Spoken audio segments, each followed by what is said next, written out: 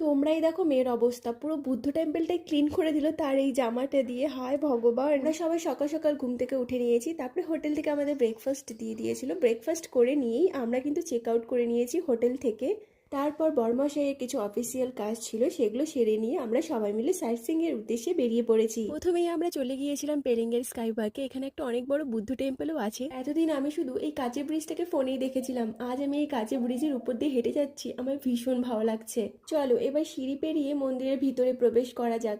আর এদের দুজনের শয়তানি কোথাও শেষ হয় না। তবে জানো তো, মেয়ের সাথে যদি একটু শয়তানি করা যায় তাহলে ওর মুডটা ফ্রেশ হয়ে যায়, না হলে ও বোরিং হয়ে যায়, তখন আর যেতে চায় না, তখন আমাদের খুব প্রবলেম হয়ে যায়। তাই ওর সাথে একটু শয়তানি করতে হয়। প্রায় 700-র কাছাকাছি সিঁড়ি ভেঙে আমাদের মন্দিরের ভিতরে কিন্তু প্রবেশ করতে হয়েছে। এতগুলো সিঁড়ি ভেঙে ওঠার পর আমাদের পায়ের তো নাজেহাল অবস্থা। তবে জানো তো, মেন নাকি কোনো প্রবলেমই হচ্ছিল না। মন্দিরে তো প্রবেশ করে নিয়েছি, তবে তোমাদের ভিতর থেকে দেখাতে পারছি না, কারণ এখানে লেখা ছিল মন্দিরের ভিতরে কোনো রকম ফটো আর ভিডিও তোলা অ্যালাউ নেই, তাই বাইরের থেকেই করেছে। তারপরে আমরা চলে গিয়েছিলাম একদম বুদ্ধ টেম্পলের ছাদে, যেখান থেকে আমরা সম্পূর্ণ ভিউটা দেখতে পারছি। আর কি অসাধারণ না লাগছে, তোমাদের বলে বোঝাতে পারবো না। মনে হচ্ছে একদম স্বর্গে চলে এসেছি আমরা। জানি না তোমরা ক্যামেরাতে কতটা বুঝতে পারছো, কিন্তু সত্যি ওখানে থাকলে নিজেকে মনে হচ্ছিল আমরা একদম স্বর্গেই আছি। আর আকাশটাকে মনে হচ্ছিল যে আমরা আকাশটাকে একদমই ধরতে পারছিলাম। ছাদে এসে মনে হচ্ছিল আমরা যে এত কষ্ট করে সিঁড়ি ভেঙে উপরে উঠেছি সেটা সার্থক হলো।